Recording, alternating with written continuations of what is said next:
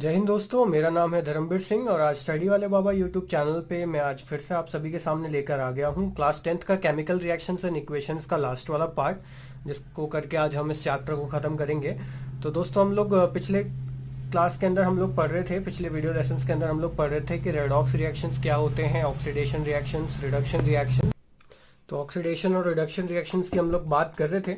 आज हम लोग पढ़ेंगे इफेक्ट्स ऑफ ऑक्सीडेशन क्या होता है। दोस्तों, इफेक्ट्स ऑफ ऑक्सीडेशन दो तरह के होते हैं, एक होता है कोरोजन और एक होता है रेंसिडिटी। ठीक है, एक होता है कोरोजन ऑफ मेटल्स और एक होता है रेंसिडिटी ऑफ फूड्स। इन दोनों को एक एक करके पढ़ते हैं दोस्तों, ये बहुत इंपॉर्टेंट टॉपिक है। Corrosion is a process in which metals are eaten up gradually by the action of air or moisture or a chemical substance such as acid on the surface। इसका मतलब अगर मान के चले ये कोई मेटल है, काफी वक्त तक इसको खुले में रखने के बाद अगर या तो ये एयर या फिर ये किसी मॉइस्चर, ठीक है, एयर या मॉइस्चर या किसी भी एसिड जैसी चीजों के कांटेक्ट में आता है, तो जब इसकी टॉप लेयर जो सरफेस होती है वो धीरे धीरे जमने लग जाती है किसी और केमिकल से मिलके, मतलब एक नया सब्सटेंस बनने लग जाता है, उसी को कोरोजन कहते हैं। Corrosion is a continuous and a slow process. देखिए फ्रेंड्स, यहाँ पे लिखा है corrosion is a continuous and slow process है, मतलब ये कंटिन्यूअस है, होता रहता है, और साथ ही साथ ये स्लो भी है, मतलब हमेशा तो होता रहेगा बिना रुके, पर बहुत ही ज्यादा धीरे भी होता है। ठीक है, इसको कहते हैं कोरोजन। उसके बाद आगे बढ़ते हैं। कोरोजन का मतलब देखो दोस्तों, आप लोग नॉर्मली इसको कह सकते हो जंग लगना। ठीक है, जंग जो लगती है ना अपने मेटल्स में, उसको ही कहते हैं कोरोजन। ठीक है, अब जरा देखिएगा, इट वीकन्स द आयरन या metals and structure such as railings, car bodies, bridges, ships etcetera and made their life limited. तो ये क्या करता है, कुल मिला के इस तरह के जो भी मेटल स्ट्रक्चर्स हैं, रेलिंग्स हैं, कार बॉडीज हैं, ब्रिज हैं, शिप हैं, इन सब की लाइफ साइकिल को लिमिटेड कर देता है, मतलब शॉर्ट एज बना देता है इनकी लाइफ साइकिल को कोरोड करके। क्योंकि ये मोस्टली अब ये कार्स हैं, ठीक है, रेलिंग्स वगैरह, शिप्स वगैरह, ये तो बाहर ही रहते हैं। अब इनको हम बरसात के अंदर अंदर तो नहीं छुपा सकते, ठीक है, कितना भी ढके तो भी कहीं ना कहीं इसमें पानी या एयर नहीं तो मॉइस्चर लगी जाएगा, तो ये डेफिनेटली एक ना एक दिन किसी ना किसी दिन कोरोड हो जाएंगे। ठीक है, प्रिवेंशन, बच कैसे सकते हैं, बचा कैसे जा सकता है कोरोजन से, जरा ध्यान दीजिएगा। By applying paint on the metals they do not come in direct contact. मतलब जैसे कि वो जो मेटल्स है जिनको हमें बचाना है, उन पे हम लोग पेंट लगा दें और पेंट की वजह से एक सरफेस बन जाएगी उस मेटल और एनवायरनमेंट के बीच में, जो कि उस सरफेस को उससे बचा लेगी, कोरोजन से बचा लेगी। दूसरा एग्जाम्पल है बाय गैल्वेनाइजेशन। गैल्वेनाइजेशन का मतलब क्या होता है दोस्तों, लिक्विड होता है ना जो जिंक, जिंक लिक्विड में डुबोया जाता है किसी भी मेटल को, ठीक है, डिप किया जाता है, जिंक लिक्विड में डिप किया जाता है, तो उस पर जिंक की एक लेयर चढ़ जाती है। तो उस जिंक की लेयर जो है, जिंक ज़्यादा उस मेटल से रिएक्टिव होता है, तो फिर वो जिंक ही रिएक्ट कर जाता है एनवायरनमेंट और एयर से या और मॉइस्चर से, ना कि वो मेटल जिसको हमें बचाना है। ठीक है, तो इस प्रोसेस को जिसके अंदर किसी भी मेटल्स को बचाया जाता है लिक्विड जिंक के अंदर डिप करके या जिंक की लेयर चढ़ा के, इसको गैल्वेनाइजेशन कहते हैं। ये इंपॉर्टेंट है, गैल्वेनाइजेशन याद रखिएगा। ठीक है, गैल्वेनाइजेशन इसको कहते हैं। तो यही था ऑक्सीडेशन। अब दोस्तों हम लोग रेंसिडिटी की बात करते हैं। रेंसिडिटी क्या होता है, कोरोजन का मतलब होता है, आप ये कह सकते हैं, मेटल्स का सड़ना या मेटल्स का खराब होना। ठीक है, अब जहां तक हम लोग रेंसिडिटी की बात करते हैं फ्रेंड्स, रेंसिडिटी क्या होता है जरा देखिएगा।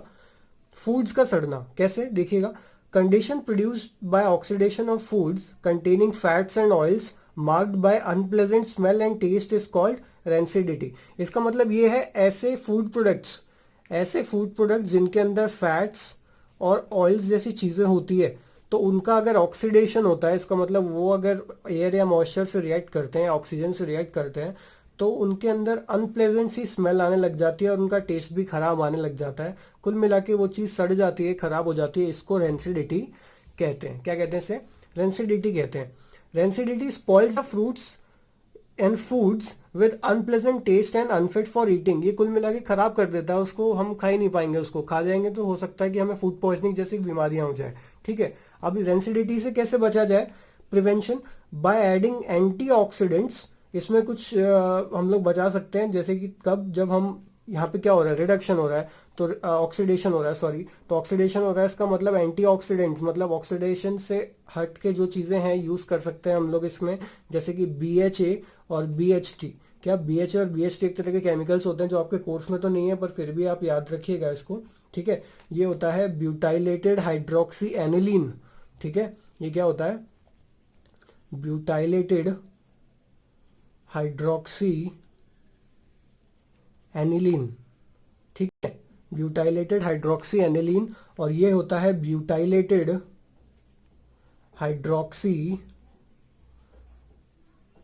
टोल्यूइन, ठीक है, ब्यूटाइलेटेड हाइड्रोक्सी टोल्यूइन, ठीक है। तो butylated hydroxy aniline and butylated hydroxy toluene, these are kind of antioxidants, जिसको हम ऐड करते हैं तो फिर एसिडिटी से राहत मिल जाती है। सेकंड, हम लोग उन फूड पैकेट्स को, और जो फूड पैकेट्स हैं, जैसे कि आप पोटैटो चिप्स होते हैं या फिर इस तरह के जो भी चिप्स पैकेट्स होते हैं, कुरकुरे पैकेट्स होते हैं, उनके अंदर हम लोग देखते हैं जब भी हम फाड़ते हैं तो उसके अंदर हवा जैसी हमें फील होती है, या फिर हमें ऐसा लगता है कि उसके अंदर हवा ही भरा हुआ है मोस्टली। वो किस लिए भरा जाता है दोस्तों? वो हमारी सुरक्षा के लिए भरा जाता है, ठीक है। उसके अंदर होता है नाइट्रोजन गैस इनर्ट फॉर्म में। किस फॉर्म में?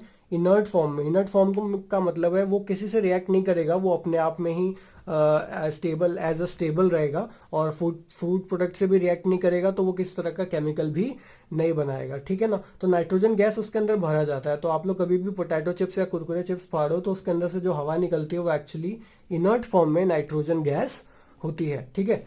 चौथा, हम लोग फ्रिज में भी रख सकते हैं रेंसिडिटी से बचाने के लिए, लो टेम्परेचर पे। और पांचवा देखिए, एयर टाइट सील्ड कंटेनर्स में रख सकते हैं हम लोग। टिफिन बंद होना चाहिए, एयर टाइट कंटेनर्स में रखना चाहिए। इसके अलावा हम लोग उसको लाइट या सनलाइट से दूर रख सकते हैं ताकि वो डायरेक्ट रिएक्ट ना करे। अब दोस्तों आगे हम बात करते हैं चैप्टर के लास्ट टॉपिक की, जो कि ऑक्सीडेशन का ही पार्ट है, रस्टिंग ऑफ आयरन, ठीक है। रस्टिंग ऑफ आयरन क्या होता है? आयरन में जंग लगना। It is done when iron object is left in damp air for considerable amount of time. It gets covered with a red brown flaky substance called as rust. तो ये कब होता है? जब आयरन को कुछ वक्त तक बाहर छोड़ दिया जाता है, और हम कुछ वक्त बाद उसको जब देखते हैं तो उसके ऊपर रेडिश ब्राउनिश कलर का फ्लेकी सब्सटेंस, भुरभुरा जैसा सब्सटेंस उसके ऊपर अटैच्ड हो जाता है। उसी को कहते हैं रस्ट। किसे क्या कहते हैं? उसे रस्ट कहते हैं दोस्तों। देखिए, जैसे रस्ट का ये रहा फॉर्मूला, आयरन है, ऑक्सीजन के साथ रिएक्ट कर रहा है, साथ में मान के चलिए उसके अंदर मॉइस्चर भी है इन केस, तो वो बनाएगा Fe2O3। क्या बनाएगा वो? Fe2O3। तो दोस्तों जब हम इसे वो बैलेंस करते हैं तो यहाँ पे 8 Fe लगता है, 6 O2 लगता है, XH2O लगता है, ठीक है। हम जानते नहीं है कि रस्ट के अंदर कितना मॉलिक्यूल होता है पानी का, पर फिर भी हम लोग उसकी जगह X लेके चलते हैं। तो यहाँ पे फॉर्मूला बन जाता है 4Fe2O3 डॉट XH2O। क्या? 4Fe2O3 dot XH2O। केमिकल नाम हो जाएगा इसका hydrated ferric oxide, hydrated ferric oxide.